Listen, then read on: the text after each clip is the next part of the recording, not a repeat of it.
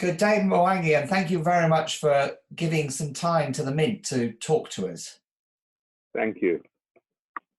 Now, we were going to talk about models of innovation in Africa following the last interview that gave the big overview of development in Africa over the past decades. And you thought that the Kenyan Tea Development Authority would be a good example to examine. So I wonder if you could start by giving a bit of context, history, and tell us a bit about the Kenyan Tea Development Authority. Okay, thanks so much. So I like this example for a couple of reasons. One, because it is a very successful project, and two, it also turns us to a time, the 1960s, 70s, and 80s, when many people seem to think that nothing was going on the continent, and is seen as a time of low growth. So the Kenyan Tea Development Authority starts just before independence. And the idea behind the Kenyan Tea Development Authority was to actually create a group of African yeoman farmers. As you know, Kenya was a settler colony. Cash cropping was mostly limited to the white settler farmers. But as independence was coming, there was seen a need to create or give opportunities to also African farmers in the same crop. Now, was the term yeoman actually used, or was this? I mean, no, actually, yeoman was actually used. It was used in the 1954 Swinnerton Plan under the colonial government. That's what they said. Wanted to create yeoman farmers. Because in England, there was the idea that yeoman farmer was the sort of basis of the society, democracy, and so on. So was that sort of behind the idea as well? Exactly. That was the idea. The idea initially was actually to create an African yeoman farmer who was supportive of the colonial state. Initially, when it was first muted, there was a realization that the colonial state could not survive purely on, military force, but needed local support. So part of it was to create this kind of support for the colonial authority via creation of what we might call today a middle class, a rural middle class. Right. So there was this kind of attempt to, at least on paper, rationalize African farming, make it look a lot more like English farming, modernize it, etc. And they usually said they're going to create yeoman farmers. Right. But you could imagine, the Swinnerton Plan is right in the middle of the war, is being finished right towards the beginning of the War of Independence. So not much actually is going on during the 50s because, there's the insurgency that's being fought. And we come to the 1960s and now, it's clear that the independence is coming and we're in the process of moving towards this handover to self-government. So KTDA is set up and starts its work, but it's really after independence that it takes off, because the first African independence government realizes itself that it does need the yeoman farmer. It does need a rural basis of support. Yeah. Okay? So they actually go to the World Bank for, the World Bank then was very big on lending on infrastructural projects right.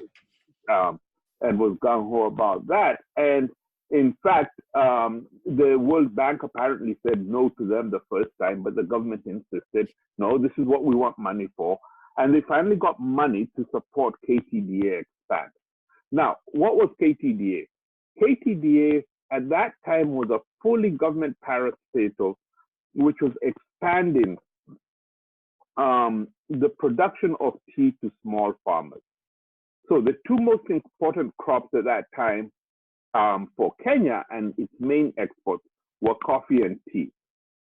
Coffee was much larger, twice the area planted compared to tea at that time. And so the government saw the opportunities, the way to increase opportunities for a country which was 90% rural was to give access to African farmers to coffee and tea. And for tea, they worked, or they reformed the Kenyan Tea Development Authority to focus on small farmers. At that time, most of the tea, as you can imagine, was produced on estates. Now, this is actually one of the big innovations. Tea, in fact, in most of the world, until more recently, has been produced mostly on estates. And the reason it's produced on estates is because you need to get tea to its factory, the initial processes, within 24 hours for it to remain good. Right. And so then you need the economies of scale of an estate in order to have a factory close, a factory close by. So that's why. Just to be clear, the estates were mainly owned and run by white people, were they, at this time? Yes, they were mostly owned and run by white people or by companies. Right. Right. So there were private estates and also company estates. So so Kenya did not really go through extensive land reform. There was some land that was transferred, but most of it ended up being subdivided, and the big estates themselves weren't subdivided. So the way to give Africans access, if you weren't going to do a serious land reform, was to try and change the cropping pattern. So they moved to encourage Africans to produce tea and coffee. So KTDA then had to figure out how a smallholder is going to produce tea. Okay? Yeah. And so what it did was create this model where it would have a catchment area, it would designate a catchment area, encourage farmers in that area to produce tea, and what it would do was create a factory, but also then maintain roads within the catchment area to allow small farmers to have their crop brought to the factory within 24 hours. Okay? So it took what was an estate crop that was done on a single estate and said, okay, we'll have multiple growers, but then we'll have a single factory in an area, and we'll transport the tea from the growers to the factory. So that was its first innovation. So Kenyan tea is dominated now by smallholders, about 75%. Over 75% is produced by smallholders, which is not what is common. Sorry. So what happened to the estates? Did they stop producing tea, or did they break up? No, the estates actually continued producing, and there's an interesting political economy because the estates fear in competition, and this political economy actually addresses the difference between tea and coffee partially. The estates were actually very much against this plan, and they argued that no, African farmers will not produce good quality tea, and so the general quality of Kenyan tea will go down, which will be bad for them, and so on and so forth. The Kenyan Tea Development Authority focused just on them, and because of this pressure of estates, was very keen on maintaining the quality from the smallholders. Yeah. In fact, restricted the smallholders from picking too much. So the standard was then that people picked the top 3 leaves and the bud. Yeah. And the smallholders were actually forced to pick only the top 2 leaves and the bud, so that they did pick any, leaves that were not of highest quality. Right. So KTDA played this role of maintaining very high quality tea and extending the possibility of tea production to smallholders, right? And so created a whole new way of tea production, something now that countries later have been coming to KTDA to see how can we give our smallholders in places like Vietnam and India the opportunity to produce tea. So the model has now itself been exported.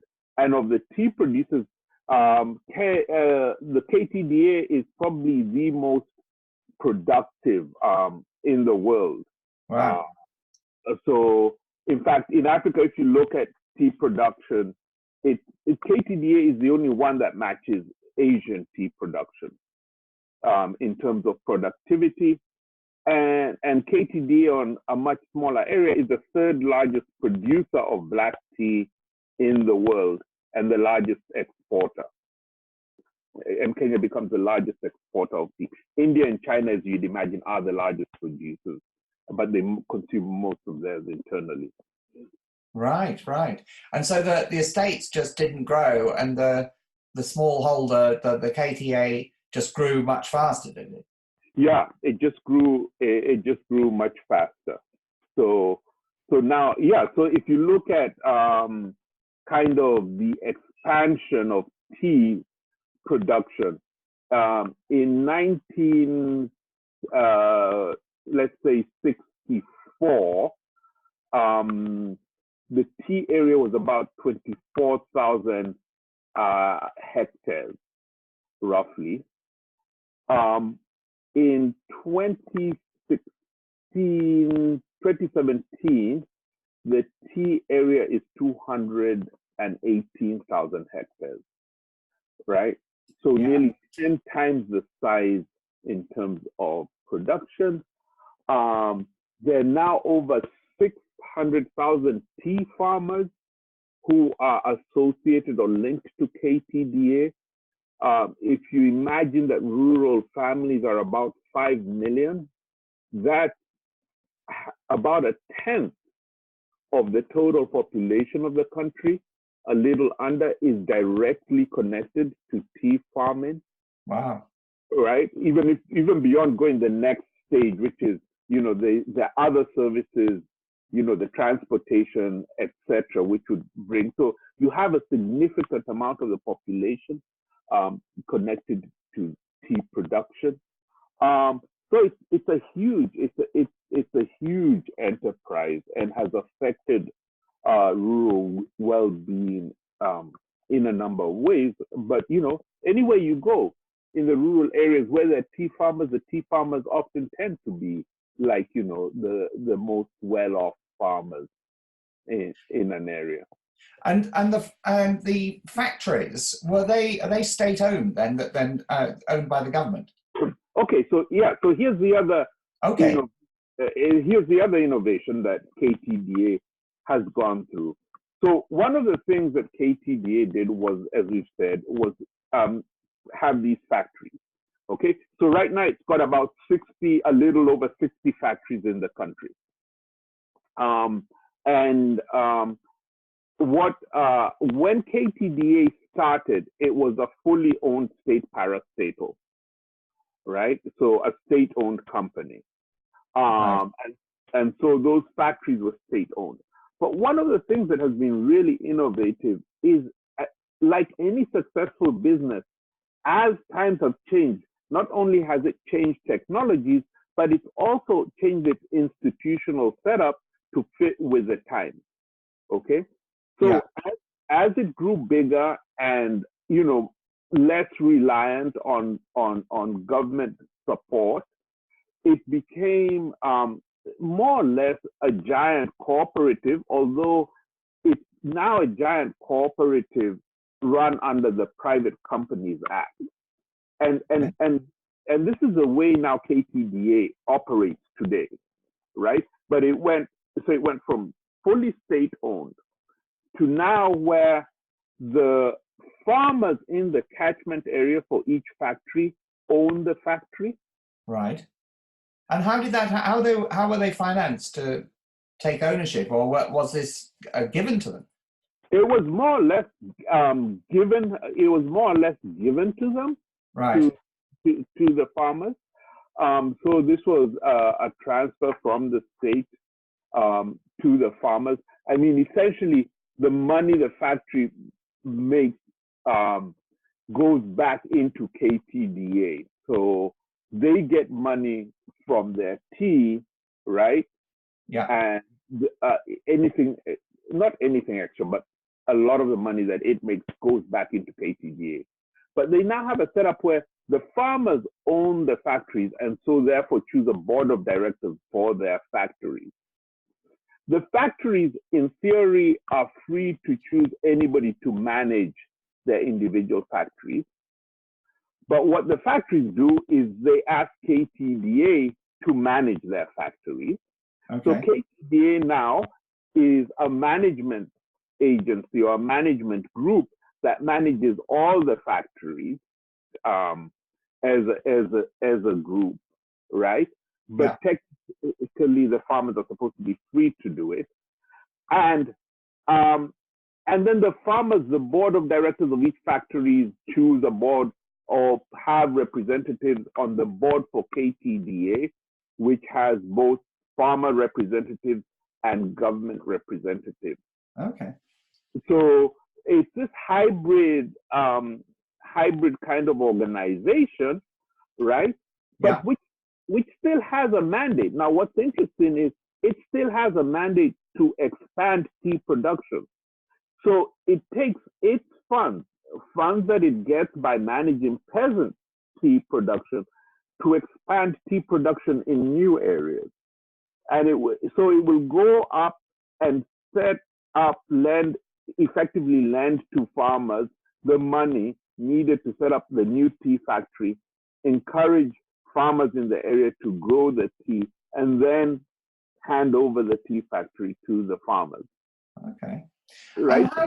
What about the wider environmental impacts of large-scale tea farming? How is that working for these areas where tea is grown? So when you say, I mean, tea for the most part, unless you go in and so they sometimes have been questions where if tea is expanded into areas where there is forest, that can be an issue. But otherwise, tea is a tree crop, right? Yeah. Which actually environmentally, in that sense, is a great crop, right? So it's so expansion of tea, as long as you're not cutting down forests to do it, is not a negative. Is not negative environmentally. In terms of, even though it's a monoculture, or is that? I mean, from a biodiversity viewpoint, how would it?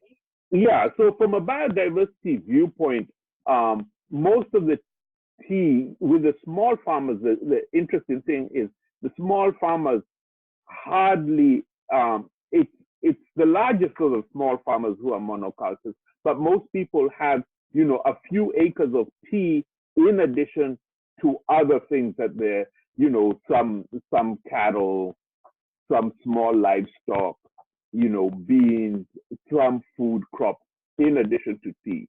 So for the small farmers, both for coffee and tea, they don't grow them as monocultures. Okay. Right? So they have just a couple of acres of that, which gives them access to the market and cash, and then they have other food crops on the. And is tea as a commodity reasonably stable in terms of price, or variable? And how does that play into the situation? No, it's variable, and this is where where these organizations are important, right? Because one of the roles that a group like KTDA does is, to a certain extent, stabilize the variability in tea prices, right? For the farmers, because it can create a reserve fund when prices are high, and therefore cushion out low prices, at least in the short term, unlike places where if you are selling directly into the market, you're left to the vagaries of the market. Now, tea hasn't had the up and down that coffee has had, right? So, right. To that extent, it's been more stable than coffee. So they've managed to stabilize things, because that's not an easy thing to do, is it? Because you have no idea whether. Yeah, you have no idea whether the prices are going. That, I mean, they're always it's not perfect. It's not nirvana. Yeah. But you haven't had farmers leave in tea like they left coffee because of the inability, of coffee prices to be stabilized and getting decent prices for coffee throughout, right? With tea, yeah, I mean that there are times when farmers are complaining because prices have had to fall, but they're stuck with it, and the expansion has continued. Right.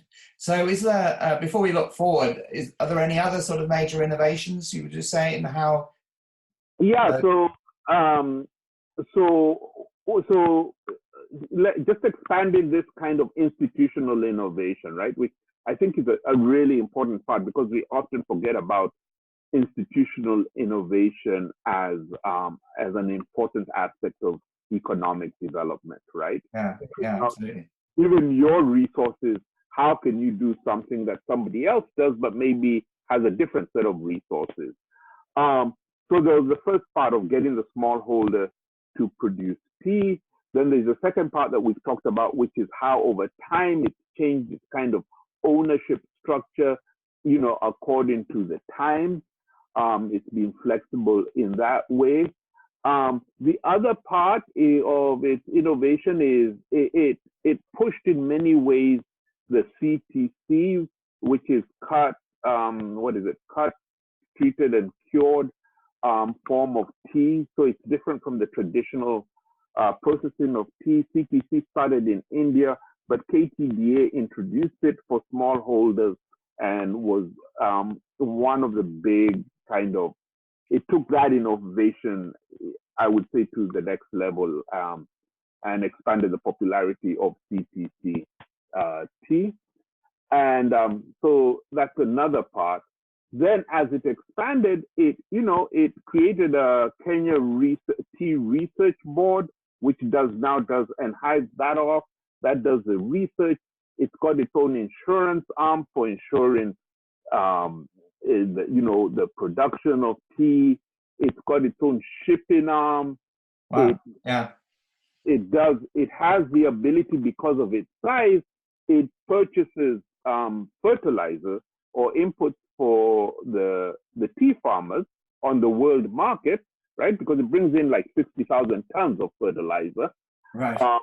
And so tea farmers get fertilizer at a 15% discount compared to what other farmers are getting on the market, right? Because it runs this network of factories, it's able to take best practices from different factories and apply them across the network, right? So it's got this ability to learn from different places across the country. So there are many different ways that I think it keeps innovating institutionally across the country. Wow. So looking forward, so with climate change, changes in patterns of development elsewhere, I mean, what does the future look like, and how do you see it managing to sustain its success into the future? So, at least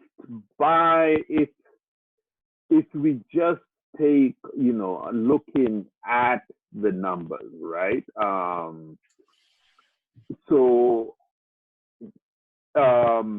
In the last decade alone, KTDA has nearly doubled the land that is under tea production. Um, so in that sense, I think it has robust possibilities, right? There's been increased demand for tea. So in that sense, I think the future looks good for it.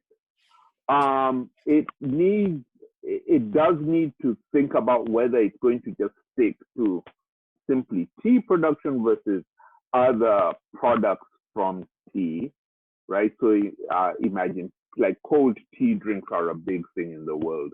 Yes. So like that, is it going to go to producing other things? So at some point, it's going to need to rethink what it does. But I think in that sense, things seem fairly robust. As in terms of basic production, as far as climate change, I'm not sure that I haven't seen anything where it as a body has addressed the potential issues of climate change. But what it does have is, given its large scale, it does have the strength and flexibility to address issues of climate change when it needs to address it. Now, it may be addressing it indirectly via the Kenya Tea Research, which is continuously doing research on what are the best ways to plant tree, manage the tea, etc., and what inputs to use. So in some sense, if climate change has been affecting tea, then even though maybe not directly addressing issues of climate change, it has been addressing implicitly how to continue producing tea under the changing conditions through the research arm.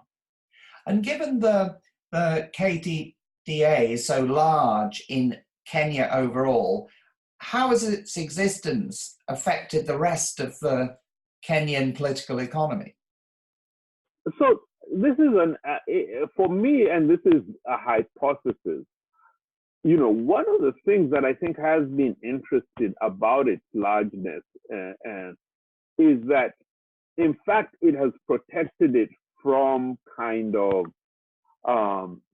the political economy and political interference from various regimes because it's so large. And in this sense, I mean that you have to treat KTDA carefully, not only because it's large, but because it's large and spread across the economy, right? Across the country. So there are tea farmers in practically every region, right? So affecting, that's a voted bloc, a political bloc that you do not want to get mobilized against you. So in that sense, the government has always treated KTDA relatively well compared to other crops which have had their own kind of parastatals or larger marketing boards, etc., and have not received the same kind of treatment as KTDA. So that's one of its strengths. With the other crops which have tended to be very regional, then the vagaries of the politics and regional favoritism has often meant that your crop could be on the wrong side of the political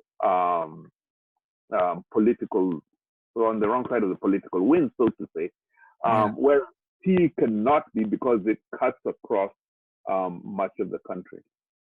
But has it, that sort of, in terms of protecting it, has its existence, I suppose, and the stability it's sort of created, possibly had an effect on the overall political system in Kenya?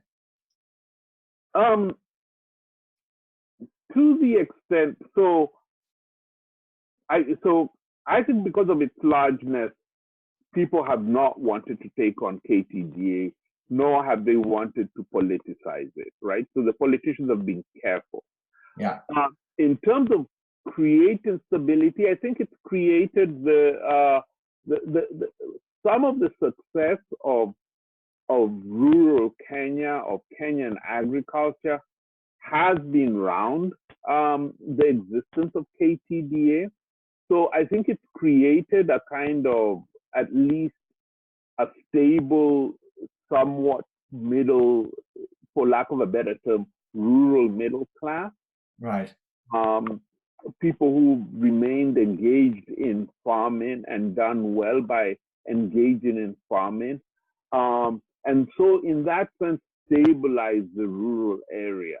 So has there been less, do the statistics suggest that the movement from rural to the city have been less in Kenya than other similar countries? Yeah, so Kenya has not, Kenya is still probably 70% or maybe a little less than that rural, but it's not suffered as rapid the rural urban pull, nor has it suffered as much the capital city bias that most African countries have had.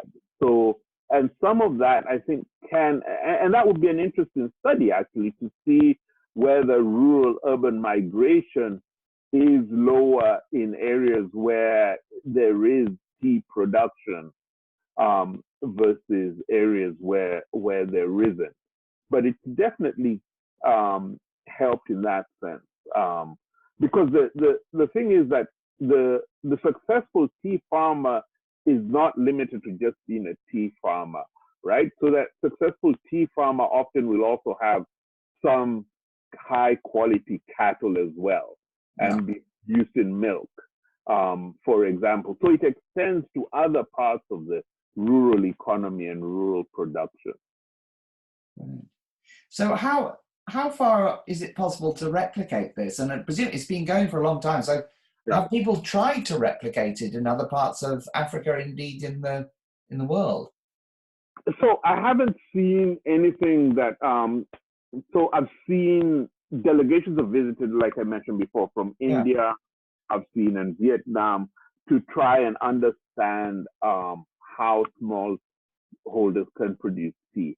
I've not seen attempts at replicating KTDA itself as an organization elsewhere, but I've seen people come to learn the lessons. Is it possible to replicate it? I think in all these cases, what's more important for me is the idea of thinking about how can we support small producers to engage with the world market or with larger markets, right? And so I think that principle is the one that we should think about, and how KTDA gives us lessons. So for me, for example, another area where a similar organization would be big, and an area which is often important for industrialization, would be in furniture making, okay? So you go to any African country and you'll find lots of roadside, very skilled furniture makers producing beautiful work. That work, however, gets sold only locally, and it doesn't get into the international market because each of these are small furniture makers. Now, imagine a similar organization to KTDA that would bring small furniture makers together, help them with sourcing inputs, and help them with marketing and exporting their goods. Yeah. You could change the scale of furniture making. Right now, we tend to think of kind of industrialization as a process where, somebody starts with a small factory, which is then grown into a larger factory, right?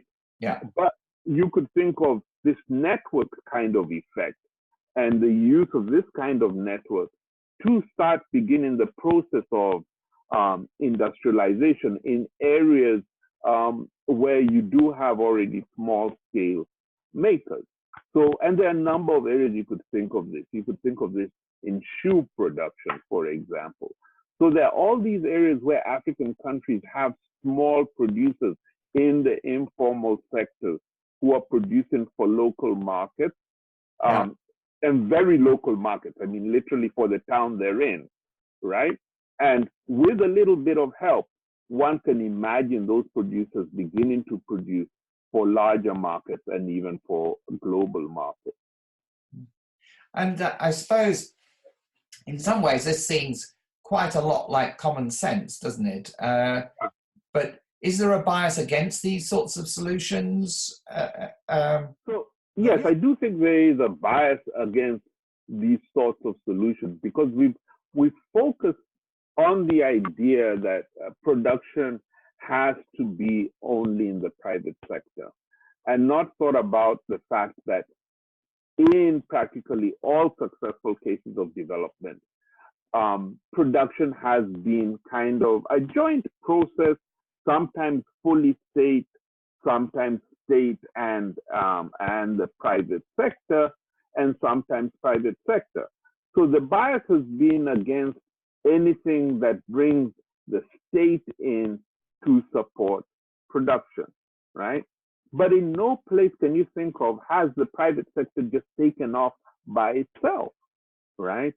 So, so thinking through to what extent, I think what we have to be careful about is not necessarily, I don't think the solution everywhere is let's have a state corporation that does this, right? But it's rather to think, okay, what can the state do to help build this kind of production?